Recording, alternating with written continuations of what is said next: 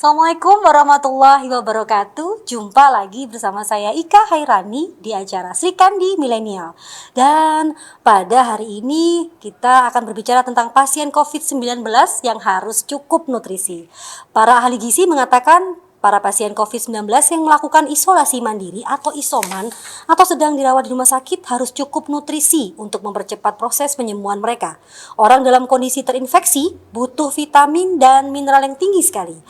Pemenuhan gizi seimbang bisa dipenuhi dengan makanan sehari-hari dengan prinsip gizi seimbang yang diterjemahkan ke dalam makanan yang dikonsumsi. Misalnya, angka kecukupan gizi untuk vitamin C dan dipenuhi dengan 3 porsi sayur dan 3 porsi buah. Nah, pada hari ini saya ditemani seorang dosen jurusan gizi Poltekkes Kemenkes Surabaya, Ibu Anas Buasita. Assalamualaikum Ibu Anas. Waalaikumsalam warahmatullahi wabarakatuh. Sehat ya? Alhamdulillah sehat. Alhamdulillah, harus sehat, harus bahagia.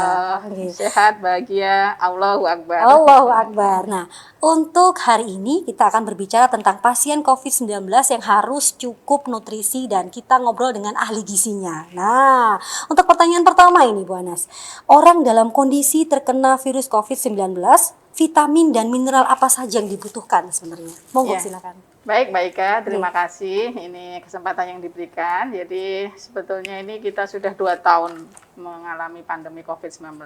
Sebuah virus yang memang salah satunya menyerang daya tahan tubuh. Sehingga memang butuh pertahanan tubuh kita. Salah satu zat gizi yang penting untuk pertahanan tubuh adalah memang vitamin dan mineral. Selain zat gizi yang berupa protein. Ya, jadi sebetulnya kalau kita bicara zat gizi itu ada 2 kelompok besar, zat gizi makro dan zat gizi mikro. Zat gizi makro yang sangat penting dan vital untuk daya tahan tubuh adalah protein. Ya, sedangkan zat gizi mikro yang vital untuk pertahanan diri terhadap penyakit tentu vitamin dan mineral. Nah, untuk vitamin dan mineral memang itu ada beberapa yang memang spesifik untuk pertahanan tubuh. Di antaranya yang tadi disebutkan oleh Mbak Ika tadi adalah vitamin C. Di samping itu justru ada juga yang namanya vitamin A. Ada jadi vitamin A, vitamin C, vitamin E, dan juga vitamin D. Itu penting dan vital untuk pertahanan diri terhadap infeksi.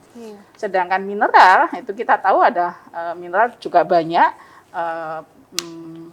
meragamnya, baik itu trace elemen maupun mikromineral. Nah, yang paling berperan adalah zinc, Fe, ya, dan ya beberapa kalium. Nah, sehingga memang penting sekali apa yang disampaikan Mbak Ika tadi, kita harus mengkonsumsi gizi seimbang. Karena tidak bisa hanya 1 atau 2 makanan yang bisa membuat tubuh menjadi kebal terhadap penyakit. Tentu butuh aneka ragam makanan, sehingga namanya gizi seimbang. Artinya bahwa makanan itu harus beragam. Kemudian seimbang dalam hal ini adalah keseimbangan antara tadi zat gizi makro dan mikro yang bisa dipenuhi dari piramida makanan. Nah, mungkin ada yang sudah pernah mendengar istilah tumpeng gizi. Ya, kalau di Indonesia itu ada, kalau di luar negeri namanya food pyramid. Ada Amerika food pyramid, ada Singapura food pyramid. Ada juga di Indonesia kita namanya bukan food pyramid, tapi kita bahasa Indonesia ada tumpeng gizi. Ya, karena bentuknya kerucut, Mbak Ika. Kalau piramida kan juga kerucut. Nah, Indonesia karena kita punya tumpeng sehingga kita istilahkan dengan tumpeng gizi. Nah, itu ya keberagaman makanan ada di situ. Dimulai dari yang paling bawah, yang paling banyak dikonsumsi adalah karbohidrat, makanan pokok. Tentu itu juga beraneka ragam dari nasi, kemudian roti, kentang, dan seterusnya. Lalu baru kemudian atasnya adalah kelompok protein, baik hewani maupun nabati. Protein tadi kan penting juga untuk daya tahan tubuh. Dia merupakan salah satu faktor untuk growth faktor, pertumbuhan, termasuk juga untuk antibodi. Pembentukan antibodi, bila tubuh itu ada penyakit, maka secara otomatis sebetulnya tubuh kita ini akan membentuk tentara, Mbak. Tentara dalam tubuh. Tentara dalam tubuh yang bisa melindungi dari penyakit tersebut. Komponen utama tentara adalah protein. Ya, zat gizi makro. Kemudian saya kembali ke bicara ketemu gizi tadi. Step atas berikutnya setelah protein, setelah zat gizi makro adalah sayur dan buah. Betul. Sayur dan buah ini tentu harus ada dan hadir di setiap makanan kita sehari-hari. Dan ini adalah source of vitamin and mineral. Hukumnya wajib? Wajib, betul. Wajib hukumnya. Jadi itu sudah disampaikan memang Kalau untuk orang Indonesia, rata-rata orang dewasa dengan kebutuhan sekitar 2.100 kalori, ya memang rata-rata Indonesia dewasa itu dibuat aturan adalah sehari itu kurang lebih 2.100 kalori. Nah, itu harus tercukupi dari sayur dan buah itu sekitar 3-4 porsi sehari. Artinya kalau kita makan 3 kali sehari, maka setiap kali makan harus ada buah dan sayur. Nah, atau buah dan atau sayur. Buah begitu. atau sayur ya? Kalau dan langsung ya boleh. Jadi sayur ada, pagi ada, siang ada, sore ada. Buahnya di antara waktu makan.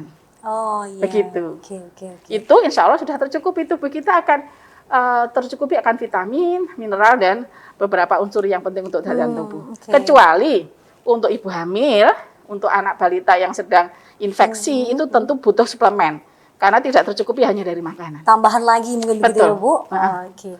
Nah, kalau saya boleh ngomong ini, biasanya piramida itu ada di buku Posyandu. Betul? Iya. Nah, biasanya di buku Posyandu itu ada piramid tumpeng begitu, tumpeng makanan itu saya lihat. Nah, kalau cara pemenuhan gizi seimbang sementara kondisi penderita sangat kurang staminanya, solusinya pripun, Bu? Iya. Baik, kalau kondisi dia misalnya sudah agak melemah, katakanlah, maka tentu kita harus memiliki kebijakan ya untuk memberikan makanan. Kita cek dulu apakah dia ada infeksi atau tidak, apakah dia mengalami status gizi kurang atau tidak. Jadi dalam ilmu gizi saat kita memberikan makanan, maka kita harus melihat data-data yang lain, data-data antropometri itu status gizi ya Mbak Ika, mungkin data berat badan, data tinggi badan, lalu kita lihat IMT-nya apakah dia gizinya baik atau kurang atau gemuk gitu ya, seperti itu. Nah setelah itu baru kemudian kita lihat data laboratorium juga yang menunjang kondisi infeksinya tadi, dan kita tanya tentang kondisi makannya seperti apa, kebiasaan makannya dan seterusnya, sehingga nanti perencanaan kita sesuai dengan kebiasaannya sebelumnya. Nah khusus untuk yang tadi mungkin sedikit lemah, katakanlah kelompok rawan seperti balita, ibu hamil itu, maka kita harus biasakan mereka untuk teratur, terutama dalam mengkonsumsi makanan. Dan dengan bentuk yang disesuaikan dengan kondisi tubuhnya. Jadi kalau orang panas ya, kadang-kadang jangan dikasih makanan yang terlalu keras. Gitu? Iya, kalau dia kondisi demam, ya karena demam biasanya daya tahan tubuhnya juga mulai melemah, kemudian pencernaannya ya, alat vital tubuh itu juga mungkin perlu sedikit istirahat, sehingga kita berikan bentuk makanan yang sedikit lembek ya, meskipun tidak terlalu halus banget ya, tapi bisa dikonsumsi dengan memudahkan masuknya ke tenggorokan. Dan mungkin suhu juga harus diperhatikan. Oh gitu ya, suhu yaitu yang hangat ya, tidak terlalu dingin ya, sehingga bisa diterima dengan baik. Rasa juga perlu dipertimbangkan. Jangan terlalu berasa pedas, jangan terlalu berasa asin manis ya. Intinya so-so lah, sedang-sedang aja. Sama. Pokoknya intinya diterima di lidah Indonesia. Iya, betul. Ya. Terutama kalau untuk anak-anak, bagaimana cara kita memberikan makan itu dengan rasa senang, sehingga bisa diterima dengan baik oleh anak. Hiasi yang cantik. Boleh, boleh. Ya. Kalau untuk jumlah kecukupan gizi untuk vitamin C dan vitamin yang lain, bagaimana Bu jumlahnya tiap hari? Berapa persenkah? Berbentuk apakah? Monggo silakan. Kalau untuk vitamin, kalau bicara tentang vitamin, memang di Indonesia sudah diatur dalam sebuah panduan yang sudah dipermenkeskan ya, ada peraturan Menteri Kesehatan untuk itu nomor 19 kalau nggak salah tahun 2019 ya. Ingat saya itu tentang angka kecukupan gizi yang dianjurkan. Ada tabelnya Mbak Ika. Itu tabel kecukupan gizi yang dianjurkan itu kecukupan akan energi, protein, karbohidrat, lemak, sampai vitamin A, B, C, sampai semuanya, mineral F, E, zinc itu ada semua, menurut kelompok umur dan menurut jenis kelamin. Itu berbeda-beda. Ya, kebetulan kalau untuk vitamin C itu biasanya diberikan ada standarnya ya sekitar antara 1000 sampai 1500 mg. Nah, kalau menurut saya kita harus ngeceknya dari tabel tersebut ya, karena memang itu berbeda antara ibu hamil dengan remaja dewasa dengan manula itu berbeda-beda. Nah, berapa miligramnya itu. Kalau ngomongin tentang bagaimana miligramnya ini Bu, secara kalau vitamin mungkin ada tulisannya. Nah kalau untuk makanan ini Bu, monggo silakan bisa dijelaskan. Ini kan saya sebagai orang awam nih bingung nih, miligramnya oke, saya cukup makan pepaya atau pisang nggak kayak gitu itu kan, monggo silakan. Jadi sebetulnya kalau untuk orang awam kita seringkali tidak menjelaskan dalam bentuk miligram ya Mbak Ika ya, karena nanti pasti mereka bingung ngitung nanti Bu. Tapi kita bisa menerjemahkannya dalam bentuk porsi tadi. rata-rata untuk orang dewasa satu porsi itu 100 gram. Oh, 100 gram itu sekitar satu potong besar buah. Jadi kalau dia di dalam tumpeng gizi tadi dianjurkan untuk mengkonsumsi 3 porsi buah, maka dia harus mengkonsumsi 3 kali 100 gram tadi. Oh. Ya, jadi kalau pisang satu, itu kalau yang besar, tapi kalau yang kecil ya mungkin cuma 75 gram, sehingga harus ngambil 1 atau 2 buah pisang. Itu 1 porsi Mbak Ika. Siap. Sementara anjurannya kan tadi 3 porsi untuk buah, untuk sayur juga 3 katakan begitu ya, 3 sampai 4 ya, tergantung umur tadi ya. Nah, tentu itu dicukupi dari situ. Insya Allah kalau kita bicara porsi, setiap kali makan ada sayurnya, rata-rata 100 gram atau 1 mangkok sayur, dan buahnya rata-rata 100 gram atau 1 buah sayur, 1 buah potong sedang, maka insya Allah tercukupi vitamin dan mineralnya. Jadi nggak usah dihitung pakai kalkulator, mungkin langsung Ya. saja gitu ya Bu ya. Baik, kalau perhitungan gitu itu serahkan kepada kami yang ahli gizi. Aduh, ahli gizinya. Karena Jadi saya bisa sendiri pun bingung. juga tidak akan hafal anak usia sekian berapa miligram, anak usia sekian, harus membuka buku AKG. Oh ya, buku tabel angka AKG. kecukupan gizi Ya. tadi. Nah, Iya. kalau ngomongin tentang suplemen kesehatan, Bu Anas, sebenarnya Iya. boleh nggak sih untuk melengkapi kehidupan kita Iya, gitu? iya. Perlukah? Gitu? Baik, ya betul. Ini bagus pertanyaannya, Mbak Ika. Jadi kalau kita bicara suplementasi, itu diberikan saat kondisi berbeda. Tanda kutip pada saat kondisi darurat, ya. Dan kondisi orang memang membutuhkan secara fisiologis. Nah. Jadi begini, kalau saya sedang tidak hamil, saya adalah seorang wanita usia subur biasa, maka saya cukup memenuhi 3 sampai 4 porsi sayur dan buah tadi. Selesai. Tapi kalau ya betul. Tapi kalau untuk anak balita yang mungkin anak di bawah 2 tahun masih masa-masa pertumbuhan, kemudian dia terpapar infeksi, resiko untuk terpapar infeksi tinggi, misalnya dia sedang diare atau dia sedang mengalami ispa batuk pilek panas yang biasanya sering gitu, begitu. maka butuh suplemen karena kadang-kadang tidak tercukupi hanya dari makanan. Oke. Plus bisa jadi juga sayur dan buah yang harusnya 2-3 porsi tadi tidak bisa masuk semua ke dalam tubuh, sehingga itu butuh suplemen. Nah, termasuk juga kalau lansia. Nah, lansia. Lansia itu biasanya kalau orang Indonesia itu di atas 60 tahun ya. Betul. Berarti saya belum lansia ini Mbak ya. Belum lah.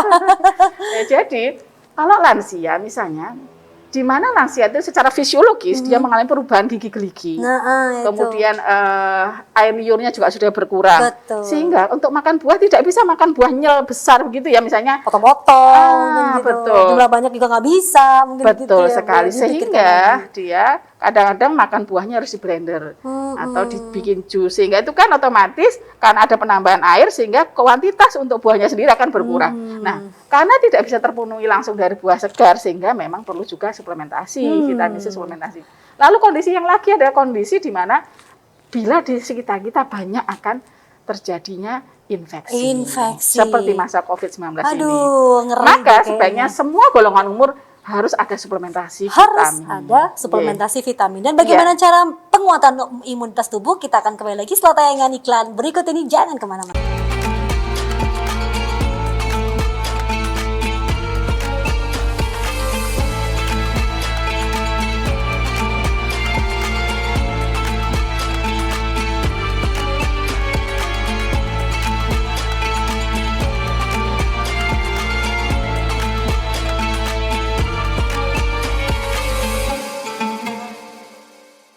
Kembali lagi bersama saya Ika dan Ibu Anas sebagai dosen jurusan gizi Poltekkes Kemenkes Surabaya.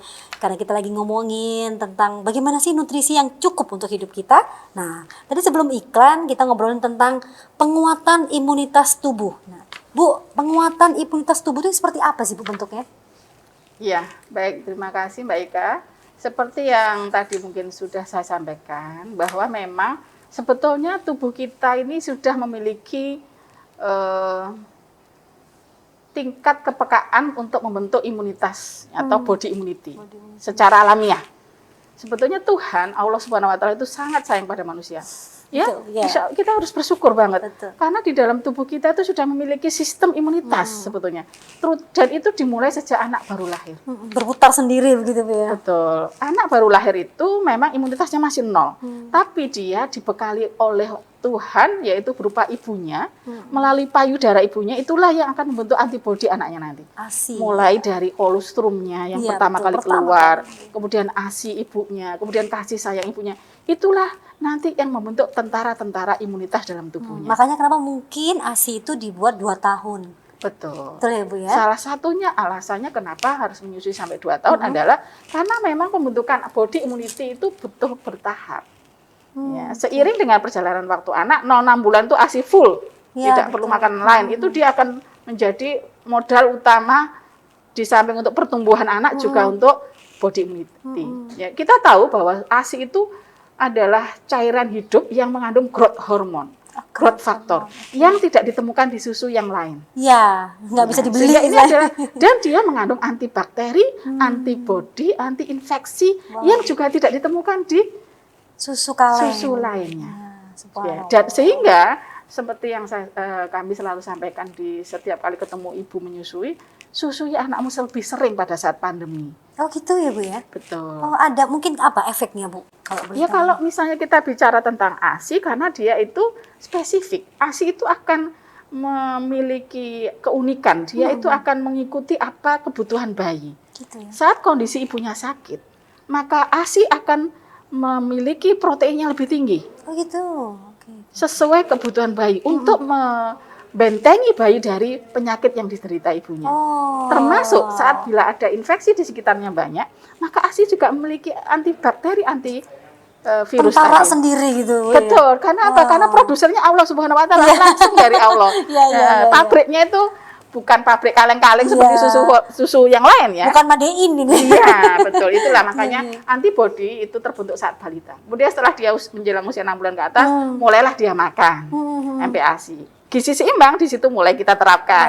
Oke. Plus ASI-nya 2 tahun. Nah, insya Allah dengan begitu, ASI tetap sampai 2 tahun, MPASI sesuai dengan porsi, jumlah, dan variasinya tadi, termasuk sayur buahnya ada di situ, insya Allah dia akan kuat antibodinya. Dari kecil Dari ditata kecil sudah seperti itu dimulai. ya Bu ya, akhirnya besar akan menciptakan bodi yang kuat begitu mungkin, Bu, Betul, ya. ya itu kalau kita bicara imunitas, sistem imunitas. Nanti kalau begitu sudah dewasa, ya dipertahankan karena pola makan, pola hidup sejak kecil yang bagus tadi sudah terpola sehingga besar pun dia sama seperti itu, pola makannya seperti itu ya, harus gizi seimbang dan seterusnya. Maka mudah-mudahan dia akan punya tentara yang kuat. Nah, Jika suatu ketika ada sebuah infeksi serangan-serangan gitu. serangan dari luar seperti itu. Luar biasa. Oke.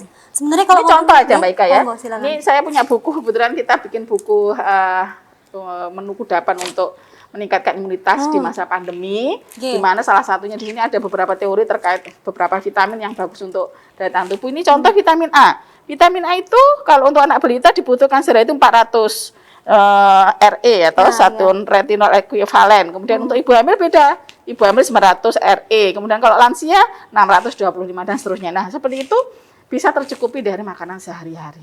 Terutama tentu yang kandungan sayur buahnya yang tinggi. Kemudian ada juga vitamin B kompleks, vitamin C terutama ya, vitamin E juga penting sekali untuk meningkatkan daya tahan tubuh, termasuk selenium dan zinc. Nah, bicara tentang makanan, memang ada kalanya orang mengira bahwa makanan yang mahal lah betul. yang merupakan terbaik. Begitu Iya, ya Mbak Ika ya? kadang sebagai ibu muda di luar sana nih, Bu, mohon maaf kalau saya salah. Sebenarnya kalau ngomongin ikan lele dan ikan salmon, sama nggak sih Bu Oke, gizinya? Nah kayak baik, gitu kan? iya. Apa karena salmon mahal, lele lebih murah ini? Iya, Kadang ya itulah yang terjadi di masyarakat kita, Itu. Mbak Ika. Ada superior food, ada inferior food. nah Itu adalah persepsi mereka. Tapi di bidang gizi, saya sebagai ahli gizi, tidak ada yang namanya superior food dan inferior food. Kedudukan makanan itu sama. Memang dari segi harga memang berbeda, Iya, tidak mahal. kita bisa pungkiri. Timpangnya. Namun bukan berarti pemenuhan gizi seimbang itu harus dari makanan yang mahal. oh gitu. Betul. Salmon mahal. Tapi sebetulnya proteinnya kalau kita cari pengganti dari makanan yang lebih murah, ada juga di ikan sarden. Ada juga di ikan pindang yang di pasar-pasar yang harganya cuma 1 keranjang, itu sekitar hanya 10.000. Ya paling mahal ada 12.000 lah, paling mahal banget itu. Sebetulnya sama proteinnya Mbak. Cuma memang salmon karena dia tinggalnya di laut yang sangat dalam, dia makan ikan-ikan kecil sehingga proteinnya lebih tinggi dan memang asam aminonya lebih lengkap dibanding protein pindang yang tinggalnya di permukaan laut. Oh, Ya, iya. memang kalau tinggalnya di permukaan laut kan zat gizinya memang tidak sebanyak kalau yang tinggalnya di bawah yang Iya. masih lengkap itu ya. Tapi secara umum proteinnya masih mencukupi kalau dikonsumsi oleh kita. Jadi pada dasarnya Yang penting jangan gengsi aja lah makan jangan gengsi, pindang. tadi Gitu saya loh. ibu ngomong. Jadi intinya kayak sekarang era pandemi seperti ini secara banyak, mohon maaf, ekonomi turun gitu kan Bu ya. Pada dasarnya kalau ngomongin tentang tadi ikan salmon bisa diganti dengan ikan pindang mungkin begitu ya, atau betul. mungkin diganti dengan tempe dan telur itu masih bisa Baik, jadi gizi betul. ya Bu ya. Masih, betul. Saya sepakat dengan Mbak Ika bahwa dalam memenuhi gizi seimbang kita memang harus makan secara beragam. Ya, kalau untuk protein memang harus dua-duanya hadir, baik hewani maupun nabati. Iya. Kalau tahu dan tempe itu kan dari nabati, Mbak Ika. Iya. Insya Allah masih terjangkau ya, Mbak Ika. Iya. Ya, tapi jangan terus Tahu tempe terus. tahu tempe terus karena terutama untuk balita. Oh, gitu Kalau ya. balita butuh protein yang dari hewani lebih banyak dibanding untuk kalau kita lansia. Ikan mungkin ya Bu ya. Ikan, daging, telur, yang paling murah kan telur, Mbak Ika ya. Iya. Telur itu juga asam aminonya cukup lengkap ya. Kalau untuk anak balita telur boleh setiap hari. Tapi kalau untuk kita jangan setiap hari. Bu. Bahaya, Kolesterol, Bu. Gitu ya. Kolesterol. Nah, ini kalau yang ada. anak-anak boleh setiap hari, terutama anak-anak yang mengalami status gizi kurang atau pendek, stunting. Stunting tadi ya. Nah, oke. itu kasih telur. Yang paling murah. Sebetulnya ayam juga kandungan protein dan zincnya tinggi karena untuk pertumbuhan ke atas itu butuh protein, zinc, selenium, ya betul. dan seterusnya. Dan itu rata-rata dari protein hewani memang Mbak Ika. Namun tidak menutup kemungkinan orang-orang yang tanda kutip dari keluarga kurang Iya. bisa kok tidak harus dari bisa Mungkin- dari pindang Ya, tadi. ceker mungkin, Bu. Ceker, Ceker kan betul. mungkin ayam yang paling istilahnya mohon maaf Lebih paling murah ya kan, bisa Betul. dimakan bareng-bareng. Betul, dibikin kaldunya Ya, untuk empasinya kaldu, anaknya, dibikin kaldunya sop, boleh boleh ya, ada Bu. masalah. Di samping tahu dan tempe. Iya. Karena dua-duanya harus hadir, baik hewani maupun nabati. Lauk hewani penting karena dia mengandung asam amino lebih lengkap daripada lauk nabati. Nah, Tapi lauk nabati penting juga karena dia banyak mengandung functional food. Fitoestrogennya ada, dan dia memang bagus untuk beberapa kondisi-kondisi khusus. Jadi- Nah, itu kalau bicara keuangan, Ya, keuangan ini tadi, Bu. tinggal bagaimana ibu memanagenya, jadi supaya tetap gizi itu tercukupi dengan apa yang ada di sekitar kita. Itu dia. Ya, kalau perlu sekarang kalau sayur kan dulu murah ya Mbak. Bayam dulu seikat cuma 500 rupiah. Nggih. Sekarang kalau nggak salah sudah 2.000 ya Mbak Ika. 2.000, Bu. 5.003. Ya kalau Jadi dulu curhat kita lagi nanti. beli sayur itu 1.000 aja sudah jadi sak mangkok untuk satu keluarga. Nggih. Sekarang harus 2 ikat, 4.000 baru satu. Nah, sekali makan aja kadang, Bu. Sehingga memang kadang-kadang itu sedikit menyulitkan. Nggih. Oleh karena itu, mungkin kalau menurut saya jika di rumah kita ada sedikit pekarangan, ataupun kalau yang di kota ada sedikit lahan untuk menempatkan polybag, ayo kita sama-sama sekarang bertanam Back to sayuran. nature, mungkin begitu ya Bu. Betul. Back to nature. Ya, Semua baik, bisa dilakukan kok walaupun di kota ya Bu ya. Bisa, banyak apalagi tutorial kalau ya. kita memang punya hobi bertanam. Ya, lumayan itu untuk sumber Ya, vitamin ya, A di ya. rumah masing-masing. Ya. Bagaimanakah bertanam di kota menurut Bu Anas? Nah, saksikan setelah tayangan iklan berikut ini, jangan kemana-mana, masih di Sri Kandi Milenial.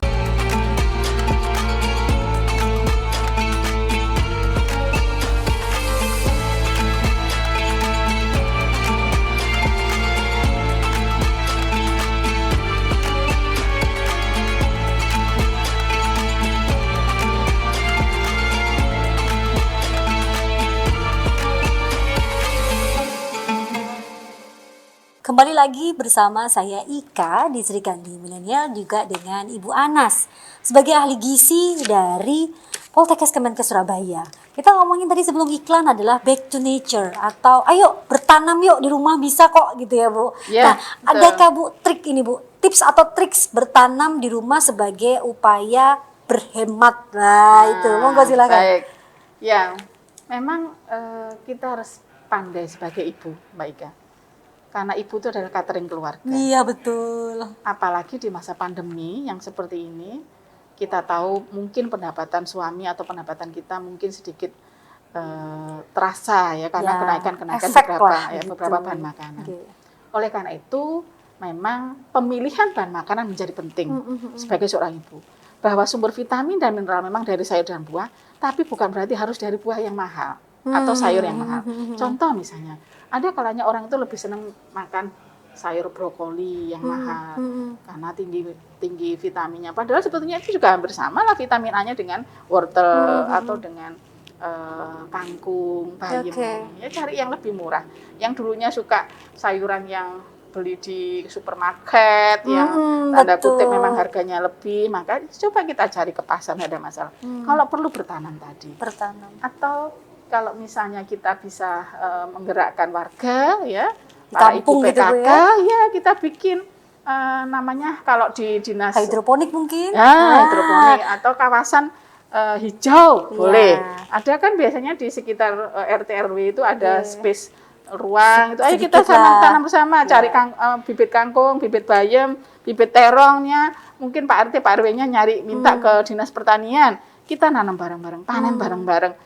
Gizinya tercukupi bareng-bareng. Gizi tercukupi, minim pestisida. Minim pestisida. Itu yang penting, Bu. Benar nggak sih, Bu? Itu yang sekarang itu mahal. Makanya kita tanam sendiri aja daripada beli yang mahal, ya kan? Betul. Nah, itu yang untuk sayur. Bagaimana untuk pemenuhan protein hewani agar kantongnya tadi tidak terlalu kering ya? Boleh kita misalnya, banyak sekali di YouTube Bapak Ibu kalau misalnya mau bertanam atau memelihara ikan yang bisa dikonsumsi begitu ya. Sebagai sumber protein untuk keluarga. Yang paling mudah ya lele, Mbak Ika. Kita tahu protein lele itu cukup besar. Bagus ya, Bu. Lele banyak, tinggi ya. Jadi ikan laut, ikan tawar itu sama-sama proteinnya cukup. Dia menyumbangkan asam amino untuk yang kompleks dan yang cukup lengkap untuk pertumbuhan anak. Kalau kita untuk orang dewasa untuk mengganti sel-sel yang rusak. Gitu. Kalau ada luka cepat sembuh itu adalah peran protein. Nah, sehingga mungkin kalau di antara waktu senggangnya kita, boleh jadi kalau ada ember-ember yang tidak terpakai, ya kan? Atau ada kolam yang nganggur lama, ayo kita beri ikan di situ. Beli bibit di pasar ikan, langsung masukkan gitu, Bu ya? Murah beli bibitnya Bapak Ibu, coba di online juga banyak. Nanti ditanam 2-3 bulan bisa panen. Sekarang lele kalau nggak salah 1 kilogram berapa? 22-23. Nah, lumayan. Gitu. Beli bibit mungkin berapa? Cuma 10.000, 20.000. 10.000 dapat 100 ekor biasanya. Nah, nanti kalau sudah jadi besar ya cukup dikasih makan dari ya mungkin ada makanan khusus lele, tapi juga dari sisa-sisa makanan kita dikasihkan lele juga bisa, Mbak Ika. Waduh, sayur-sayuran itu. Nah, itu memanfaatkan sirkulasi akhirnya. Limbah dapur untuk makanan lele. Sudah aman, bersih, kita higienis dan yang penting adalah hemat. Hematnya itu. Walaupun setelah 1-2 bulan tapi ada panennya. Bisa dikasihkan tetangga mungkin Ibu? Boleh. Betul. Sarana kita untuk berbagi di masa pandemi ini menjadi penting sekali. Penting banget. Nah, kita sekarang ngomongin tentang COVID-19 nih, Bu. COVID-19 itu sebenarnya butuh gizi apakah sama dengan yang sudah seperti kita yang sehat-sehat ini ataukah ada sedikit penambahan di mana? Baik. Untuk penderita COVID-19, Mbak Ika, karena memang yang diserang adalah biasanya kan daerah tenggorokan ya. Biasanya salah satu gejalanya adalah ISPA.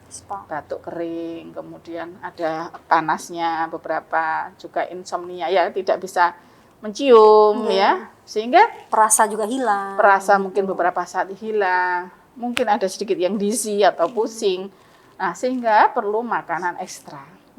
Jadi kalau kondisi infeksi maka biasanya energinya dinaikkan beberapa kalori. Tidak sama dengan orang sehat. Karena BMR-nya meningkat. Basal metabolisme rate-nya untuk orang-orang yang terinfeksi itu biasanya meningkat. Sehingga dia butuh energi yang lebih dibandingkan kalau orang sehat. Gitu. Nah, untuk memenuhinya tentu ada perhitungannya khusus untuk ahli gizi ya. Kami akan menghitung sesuai berat badannya, tinggi badannya, kemudian sesuai dengan aktivitasnya dan suhu tubuhnya berapa kali naiknya berapa derajat itu akan kita tambahkan beberapa kalori untuk mencukupi kebutuhan gizinya. Nah, Anda katakanlah Bu Anas berat badannya misalnya ini rahasia tapi ya. Sensor Bu. Intinya, katakanlah saya harusnya kalau kondisi sehat itu butuh kalori misalnya hanya perempuan ya 1.900 kalori misalnya. Nah, pada saat saya sakit infeksi karena BMR saya meningkat, mungkin saya tambahkan misalnya 200 kalori sehingga 2.100. Nah, itu bisa terpenuhi dari beberapa makanan sehari-hari kita. Katakanlah kalau setiap hari saya harus 3 piring, maka mungkin saya cukup menambah 1 piring lagi, misalnya 4 piring. Frekuensi kecil tapi sering. Menjadi penting untuk tadi tidak terjadi pengosongan lambung juga. Karena rata-rata kadang kan orang COVID itu cenderung untuk depresi juga kan, Mbak Ika? Iya. Secara psikologis kan tertekan. Bingung nih, aduh akhirnya tambah sakit mungkin ya Bu. Betul. Rata-rata gastritisnya akan naik. Ya, Asam lambungnya naik. Sehingga salah satu triknya supaya kita tidak tambah parah tuh terkena COVID dan komorbidnya muncul, salah satu gastritisnya, maka makannya frekuensi harus sering. Nyemil mungkin. Ya, makanan utama nyemil, makanan utama nyemil, makanan utama nyemil. Nyemil seperti apa? Nyemilnya itu sebaiknya buah. Oh gitu. Kenapa? Karena kita tahu bahwa salah satu benteng tubuh terhadap penyakit adalah vitamin. Tadi kan sumber vitamin dan mineral. Sumber vitamin utama tentu sayur dan buah, Mbak Ika.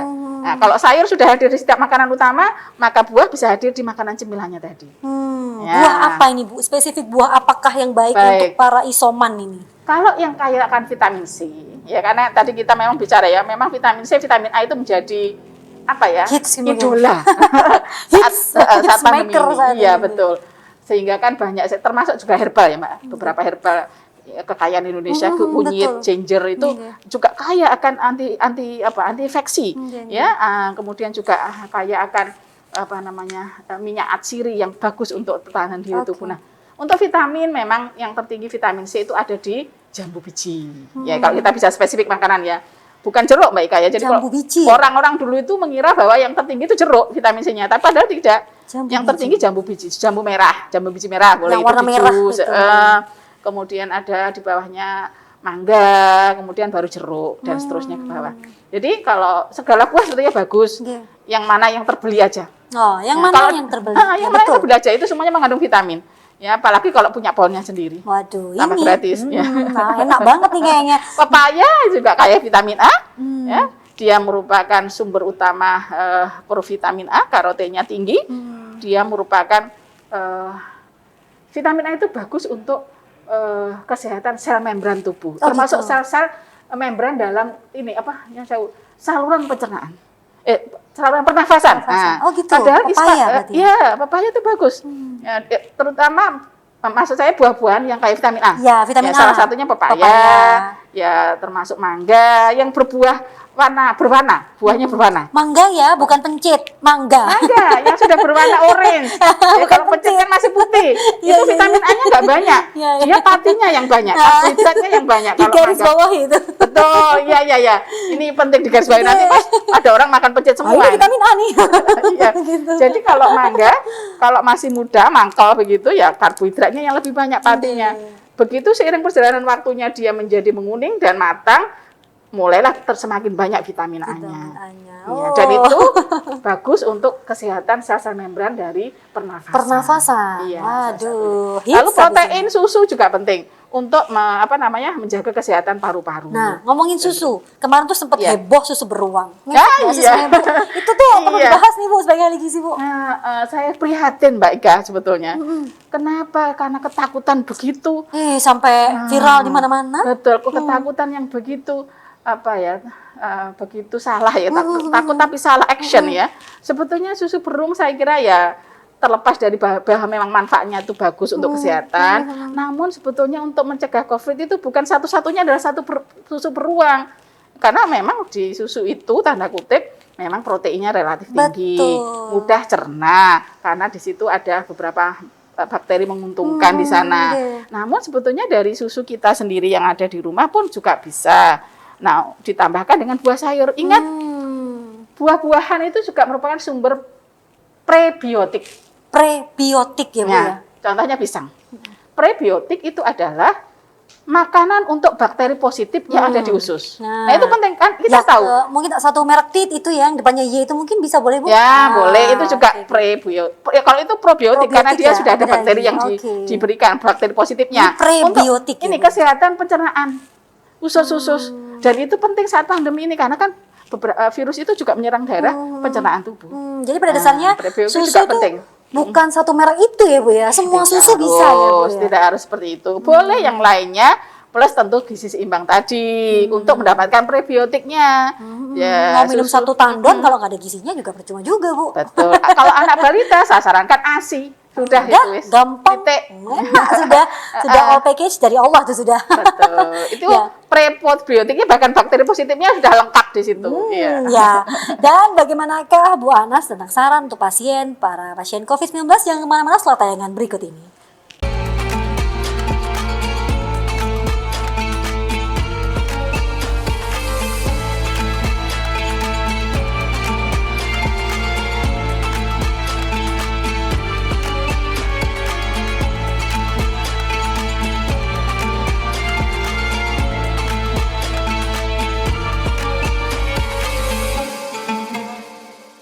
Kembali lagi bersama saya Ika Hairani di Sri Kandi Milenial, dan sekarang masih dengan Bu Anas juga kita akan ngobrolin tentang gimana sih Bu saran untuk pasien COVID yang paling mungkin best hitsnya nih, obrolan paling mengena nih selain gizi ya Bu, selain gizi, selain makanan, selain apa sih Bu yang paling harus disarankan untuk pasien COVID? Iya, baik Mbak Ika.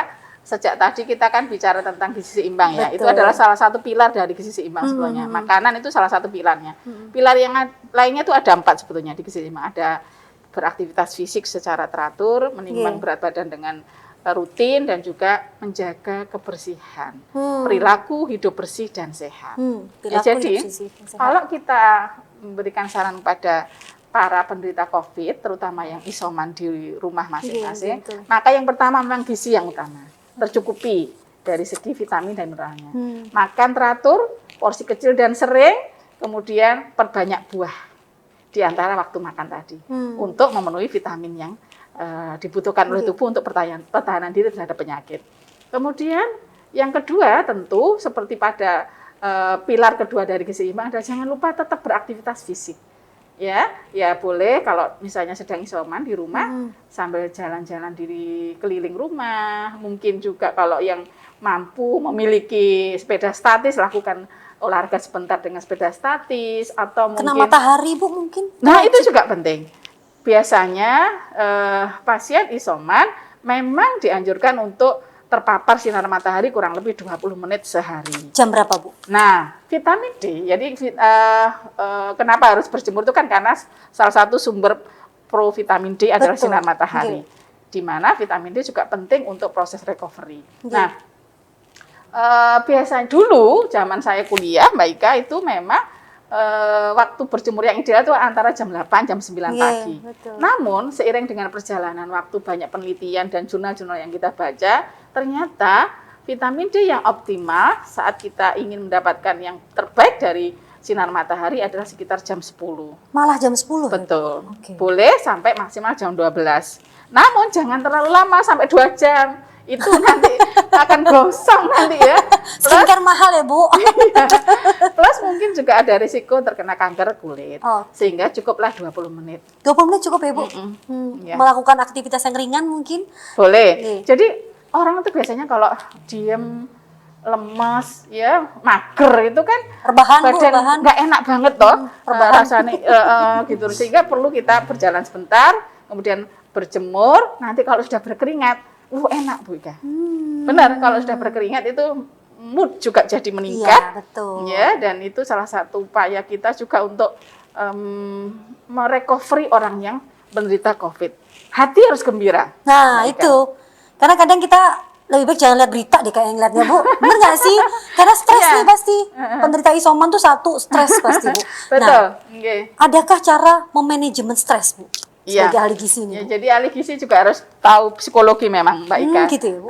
Jadi tidak hanya sekedar kita memberikan makan yang gizi seimbang, kita menganjurkan untuk aktivitas fisik karena itu bagian dari pilar kedua gizi seimbang juga, menjaga kebersihan ya tetap ya, memakai masker.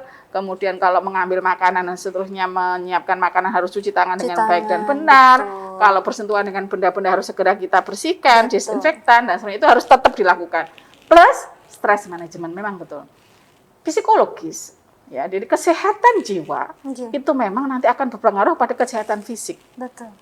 Di mana kita tahu 50 bahkan lebih dari 50% penyebab sakit seseorang itu karena Stres. ya setuju Ya, saya. ya. Maka pada saat kita sedang sakit, buatlah hati tetap optimis dan gembira. Itu adalah obat. Ya. Sebelum vitamin, obat utama. Ya memang vitamin, mineral, makanan penting. Pasti. Ya obat-obatan anti infeksi, antivirus penting. Namun tubuh sendiri harus bisa memanage dirinya bahwa dia yakin akan sembuh. Ya, bahwa dia harus bahagia dan dia kalau sembuh akan bisa membahagiakan orang lain. Nah. Itu yang penting. Nah, jadi pancaran energi positif itu harus kita keluarkan. Tentu butuh orang-orang di sekitarnya yang mendukung. Circle yang membahagiakan, mungkin begitu Betul. ya. Kalau ada teman yang mendukung, mungkin suami atau istri yang mendukung, tetangga saling mendukung, saling japri, kan tidak perlu ketemu ya Mbak Ika. Saling video call, memberi semangat. Betul. Kemudian diri sendiri juga menyemangati diri Harus sendiri. sembuh, begitu Harus mungkin sembuh. ya, Bu, ya. Maka itu sangat membantu untuk recovery dari COVID-19. Ya, di kampung juga sekarang lagi banyak Ibu yang isoman-isoman diurusin Iya. sama tetangga yang lain. Betul, Benar sih, Bu? betul. Nah, gitu-gitu. Ini pengalaman pribadi ya Mbak Ika. Ini kebetulan ada suami saya di situ ya. Kami waktu kemarin lagi tinggi-tingginya kasus COVID itu kami menjadi Satgas COVID RT. Ya, secara mendadak gitu ya. Bagaimana tetangga kami ada yang meninggal, kemudian ada yang menolong saat mengevakuasi ke rumah sakit sehingga ada beberapa keluarga yang isoman. Nah, sehingga kami berinisiatif untuk membuat kurve catering gizi untuk keluarga yang isoman. Ya, jadi kami membuatkan list hari ini siapa yang masak, hari besok siapa yang masak, itu sampai 14 hari full kita yang memasak. Jadi tetangga adalah saudara. Saudara terbaik yang bisa memberikan semangat psikologis pada yang isoman plus memberikan rangsuman gizi yang cukup untuk mereka. Ya, kita biasanya masak untuk pagi, siang, dan sore. Tapi kita antar cuma 2 kali sehari, Mbak Ika. Jadi kita misalnya masaknya, lalu kemudian kita candolkan di pagar mereka. Sayur kita candolkan, buah kita candolkan, telur, terutama telur itu sangat membantu. Murah tapi proteinnya cukup tinggi untuk recovery. Kita candolkan, ya, itu sangat membantu para tetangga. Tuh, pada dasarnya stres atau kita semakin terpikir, aduh saya sakit itu semakin membuat hormon yang tadinya harus apalagi kalau tetangganya tidak peduli. Aduh, ini tambah ngenes Mbak Ika. Aduh, makanya hiduplah bertetangga yang baik, mungkin begitu. Iya, betul. Nah, untuk closing statement-nya Bu Anas, secara udah ngomongin gizi sampai manajemen stres, untuk pasien-pasien, saya ngomongin pasien deh, teman-teman yang di sana lagi isoman, betul. Monggo silahkan. Iya, baik, saudaraku semuanya yang sekarang lagi diuji oleh Allah berupa sakit COVID-19 ya. Yang pertama harap bersabar ya. Bersabar dan bersyukur. Ya, bersyukurnya kenapa? Karena masih diberi ujian ya. Karena Allah itu memberi ujian itu supaya untuk kita naik kelas. Betul. Itu yang pertama yang kita harus syukuri dulu. Yang kedua tentu kita butuh ikhtiar. Sebagai manusia tidak boleh menyerah dengan kondisi yang ada. Kita boleh ikhtiar dengan makan seimbang tadi ya, dengan mengutamakan pada ketercukupan vitamin dan mineral serta protein, dengan memperbanyak buah sayur serta juga lauk pauk ya, di samping makanan pokok dan selingan lainnya. Plus kita harus tetap beraktivitas fisik. Ya, upayakan sesuai kondisi semampu mungkin. Ya mungkin sekedar stretching juga boleh, jalan-jalan atau mungkin sekedar naik turun tangga dan berjemur tadi yang kita sampaikan.